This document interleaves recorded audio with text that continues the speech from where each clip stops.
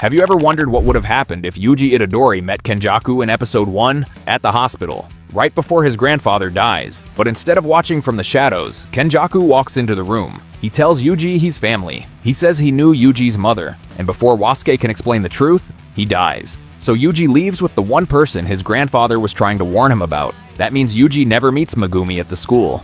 That means Yuji never joins Jujutsu High. Kenjaku gets him first. Let's get into it. The story starts almost the same. Yuji visits his grandfather in the hospital. Wasuke is still old, sick, and angry enough to argue with the ceiling for being too white. Yuji brings flowers. Wasuke complains. Yuji acts like he doesn't care. For a moment, everything feels normal. Then someone knocks on the door. Yuji turns and sees a man standing there. Long black hair. Calm face. Stitches across his forehead. The second Wasuke sees him, the room changes, and he's scared. The man smiles and says he came to pay his respects. Then he looks at Yuji and says he knew his mother. Yuji stops. Because nobody talks about his mother. Not really. The man says he's connected to the Itadori family. An uncle. Someone from Kaori's side. Yuji looks at Wasuke. Do you know him? Wasuke tries to sit up. His hand grabs Yuji's wrist. Yuji, don't go with him. Yuji freezes. Kenjaku stands in the doorway, still smiling. Yuji asks what that means. Wasuke tries to answer. He looks at Kenjaku, then back at Yuji. He almost says a name, Kaori, then his body gives out. Wasuke dies before he can explain anything. Now Yuji is standing there with a dead grandfather, a stranger who knows his mother, and a warning that came too late. Kenjaku lowers his voice and says, "Your grandfather kept more from you than you know." Yuji goes with him. And from there, nothing is the same. Before we move forward with the story, I want to show you something that actually reminded me of this entire what-if scenario. Think about it for a second. School incident still happens. The occult club still has Sukuna's finger. Megumi still arrives to recover it. Curses still attack. Megumi handles it himself. He saves the students. He recovers the finger. Barely. Yuji's name comes up once. One of the club members says he used to hang around them, but he stopped coming after his grandfather died. Megumi hears it. Then he moves on. The finger is recovered. The civilians are alive. As far as Jujutsu High is concerned, the case is closed. Kenjaku gives him a place to stay. He makes sure Yuji has what he needs. And whenever Yuji asks about his mother, Kenjaku always gives him just enough to keep him listening. Kenjaku starts with curses. What they are. Where they come from. Why normal people keep dying without ever knowing what killed them. Then he talks about sorcerers. And he makes sure Yuji hears the worst parts first. He tells him Jujutsu High kills problems before asking what made them.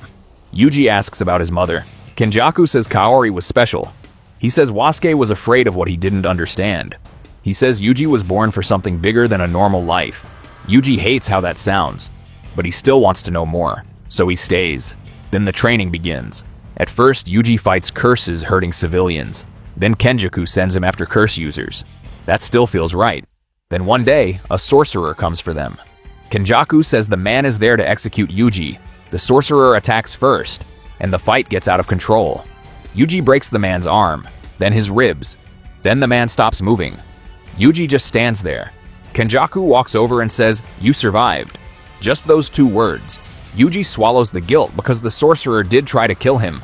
Eventually, Kenjaku shows Yuji Sukuna's finger. Yuji feels sick just looking at it. Kenjaku tells him this is why he was born different. He says Yuji can hold something no one else can. He says sorcerers would fear that. They would call him a monster. Then Kenjaku says, "You were made for this." Yuji hates that word, made. But he still takes the finger. He eats it. Sukuna wakes up. The room goes cold. Yuji's face changes. Sukuna opens his eyes, sees Kenjaku, and smiles. Still crawling around?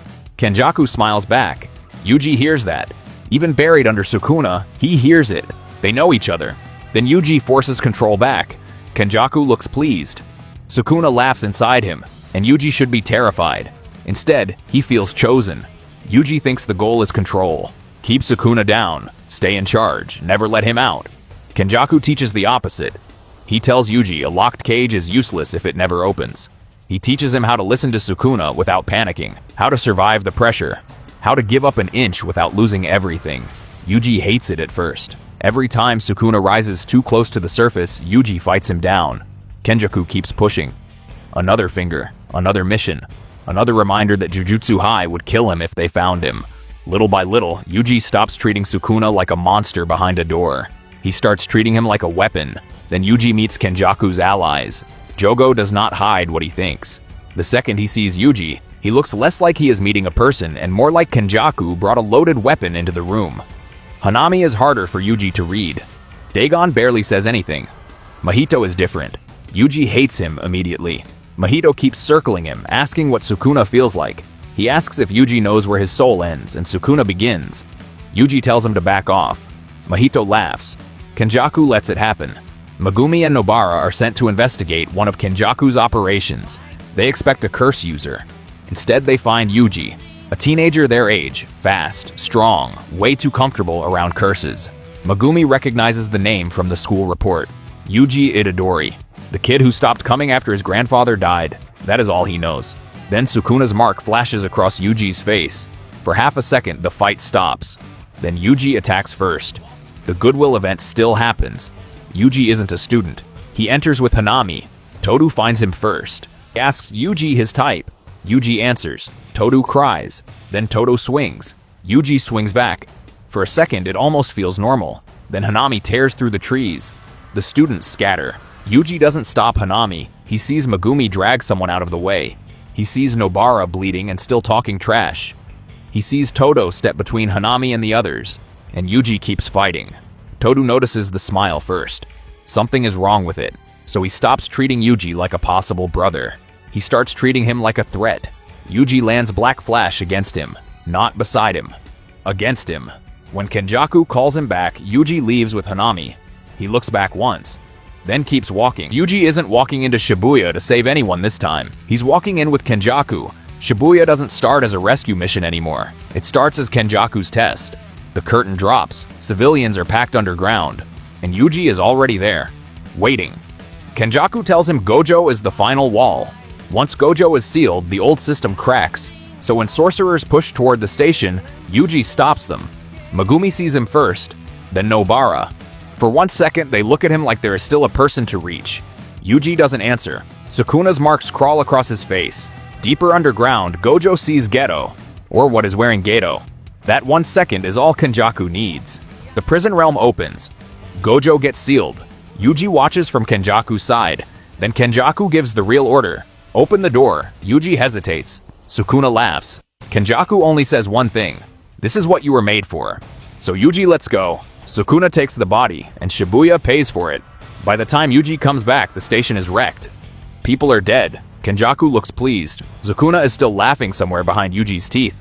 Then Yuji sees Nanami, burned, barely standing, still moving, because apparently Nanami refuses to clock out even when death is standing right there with a clipboard. Mahito reaches him first. Nanami dies. Yuji doesn't save him. Nobara comes next. She attacks Mahito, then Yuji. Mahito touches her. Nobara falls. Yuji finally moves. He goes straight for Mahito. Todo arrives before Yuji can finish him. This time, he doesn't come to save Yuji. He comes to stop him. They fight in the ruined station. Todo hits him like a brother. Yuji hits back like a weapon. Black Flash lands. Against Todo, not beside him. Mahito tries to run. Bad choice. Kenjaku is already waiting. Mahito reaches him and thinks he found help. He did not. Kenjaku absorbs him. Yuji watches. No speech. No comfort. Just another ally turned into something useful. After Shibuya, Yuji follows Kenjaku out. No argument. No speech. Just blood on his hands and Sukuna laughing behind his teeth. Kenjaku doesn't comfort him. He only keeps walking. Yuji follows. Then Kenjaku starts the culling game. Yuji isn't dropped into a colony. He walks in with orders. Move players, guard barriers, break anyone who gets too close too early. Megumi finds him inside one of the colonies. No warning. No speech. Just divine dogs tearing through the street and Yuji meeting them head on. Megumi recognizes the name. Yuji Itadori. The kid from the school report. Now he's standing in front of Kenjaku's barrier with Sukuna's marks across his face. They fight. Megumi sends Nue crashing down. Yuji rips through the shadow before it can pin him. Then he puts Megumi through a wall. Later, Higuruma finds him. Judgment opens the case. The sorcerer he killed. The barriers he protected. Shibuya. Yuji says one word. Guilty.